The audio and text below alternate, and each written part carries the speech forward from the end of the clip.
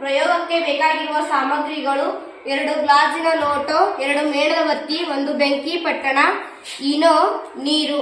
ಬನ್ನಿ ಸ್ನೇಹಿತರೆ, ಈಗ ಪ್ರಯೋಗ ಮಾಡೋಣ. 2 ಗ್ಲಾಸಿಗೆ ನೀರು ಹಾಕೋಣ.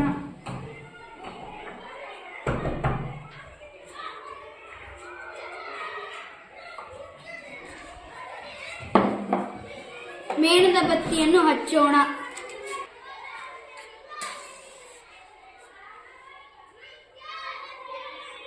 ನೋಡಿ ಸ್ನೇಹಿತರೆ, ಈಗ ಮೇಣದ ಬತ್ತಿ ಉರಿಯುತ್ತಿದೆ. 1 ಗ್ಲಾಸಿಗೆ ಈನೋ ಹಾಕೋಣ.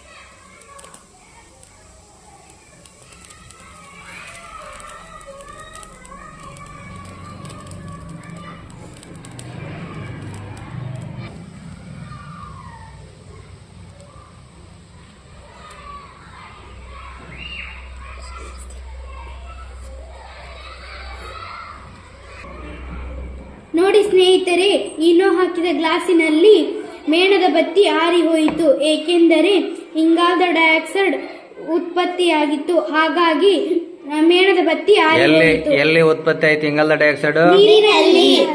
ಯಾವಾಗ ಉತ್ಪತ್ತಿ ಆಯ್ತದು? Very good. ಇನೋ ಹಾಕಿದ ಮೇಲೆ ಆ ಗ್ಲಾಸಿನಲ್ಲಿ ಏನಾಯ್ತು? ಇಂಗಾಲದ ಡೈಆಕ್ಸೈಡ್ ಉತ್ಪತ್ತಿ ಆಯಿತು. ದೀಪ ಉರಿಯಲು ಏನ್ ಬೇಕು? ಇಲ್ಲಿ ಇಂಗಾಲದ ಡೈಆಕ್ಸೈಡ್ ಆ ಗ್ಲಾಸಿನಲ್ಲಿ ಉತ್ಪತ್ತಿ ಆಗಿದ್ರಿಂದ ದೀಪ ಏನಾಯ್ತು? ಹಂಗಂದ್ರ ಈ ಪ್ರಯೋಗದಿಂದ ಏನ್ ತಿಳ್ಕೊಂಡ್ರಿ ನೀವು? ಹಂಗಂದ್ರ ದೀಪವನ್ನು ನಂದಿಸುತ್ತದೆ. Very good. ಧನ್ಯವಾದಗಳು.